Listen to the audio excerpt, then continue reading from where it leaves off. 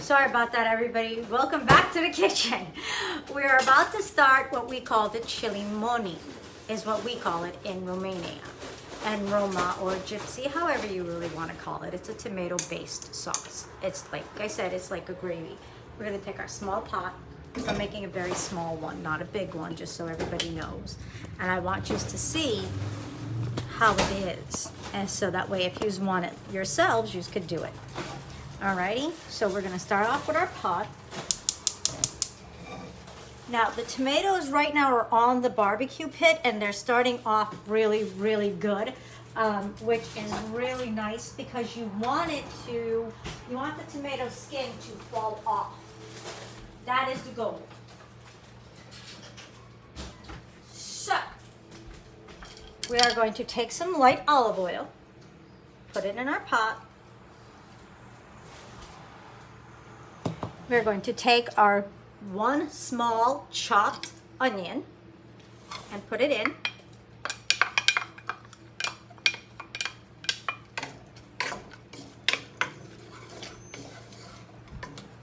And we're going to let it fry up.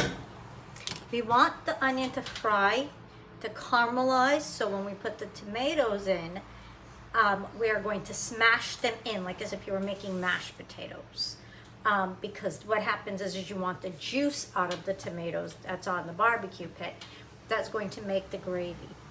Also, because tomatoes off of a vine or out of a garden are extremely watery, because of when you rinse them and you flavor them, they become extremely extra with water and the juices.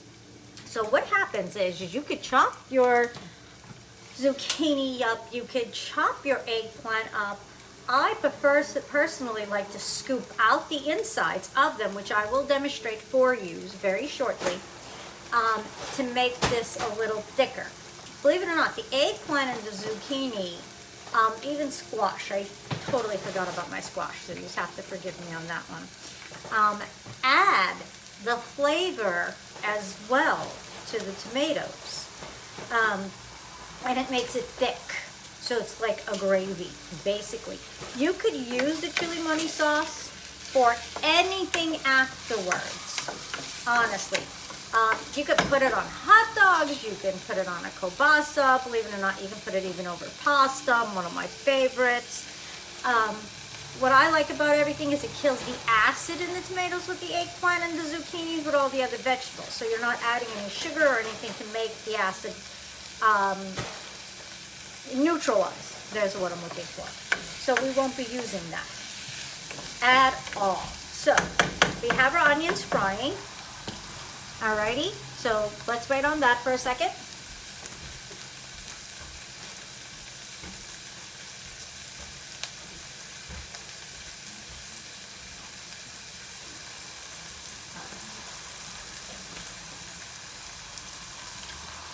I want these to caramelize a little bit before we add in our garlic. So while these are caramelizing, I'm going to go get some basil. Okay.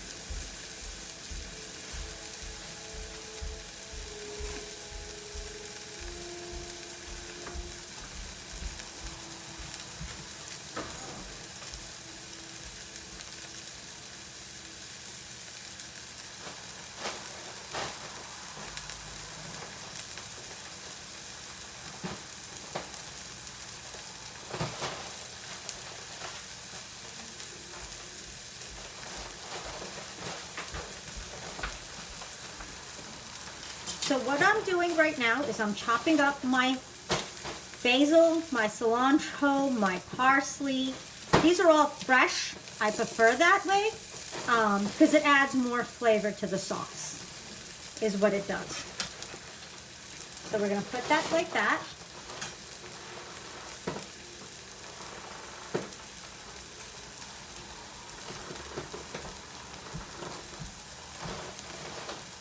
You could use curly parsley, you could use Italian parsley, you could use whatever kind of parsley your little bit of heart desires.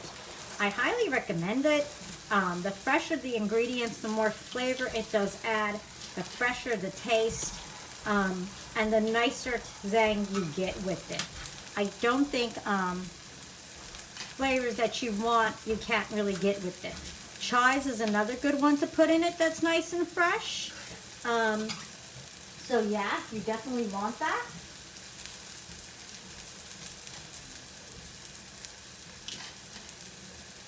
Onions are almost browned, which is a good thing. As you can hear, I'm nicely frying up.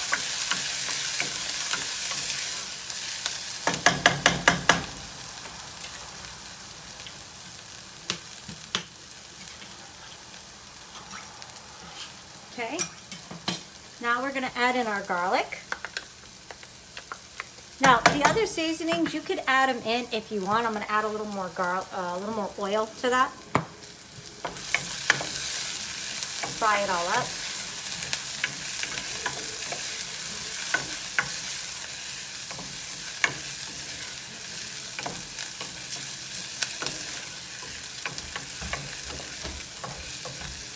Also, what I like about cooking on an open flame, which is a barbecue pit without propane. I'm using fresh charcoal in my barbecue pit because to me it adds more flavor to the food. Something about a charcoal steak and the vegetables being cooked on an open flame, it makes the flavor come out so much more stronger. So I hope you're ready to go check our tomatoes and our veggies. Let's go check them out. This is gonna be fun today, huh? The fun you guys get to learn about my crazy cooking as I do this all day long. This is called the fun part of Punky's Day. Tomatoes look pretty good. I'll be right back.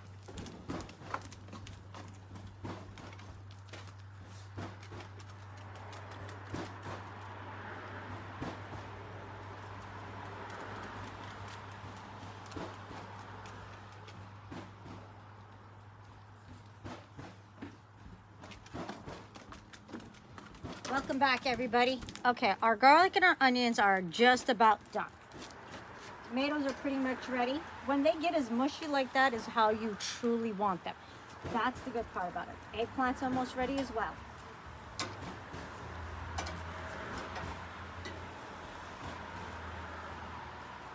I want that tomato to be a little more mushy. This one's coming off the pit. So is this bad boy. And that one's going right there.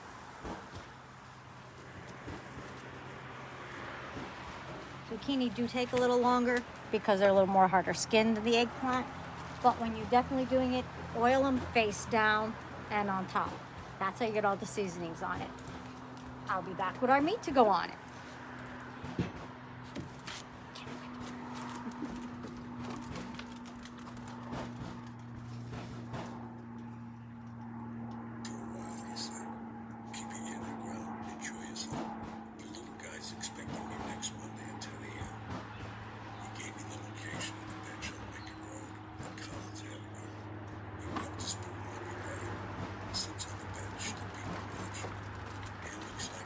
I am back.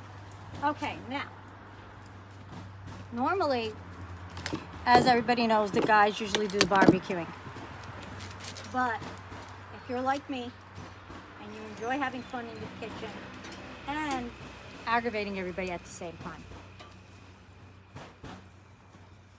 I recommend enjoying your barbecue and your own food. So we're going to take the ribeyes. I like thin ribeyes. I don't like the thick ribeyes because it takes too long to cook on the barbecue pit. Everybody does like a big ribeye. I don't think it's a good piece of meat, honestly, to have that big, because with all the viruses going around, It takes too long to cook. And ribeye should be medium rare. Not rare, medium rare. Sewing tips.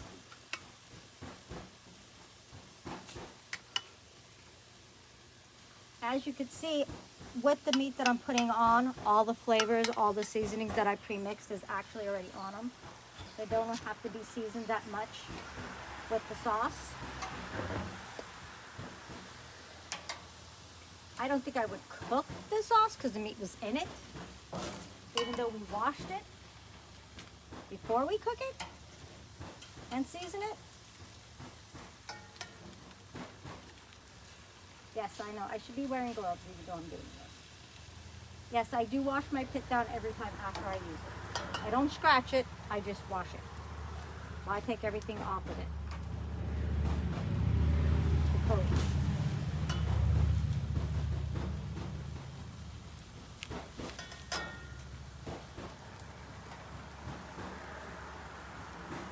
Now the meat is on there. We're gonna close it up for a minute. One more check for our zucchinis. Ooh, those are pretty good.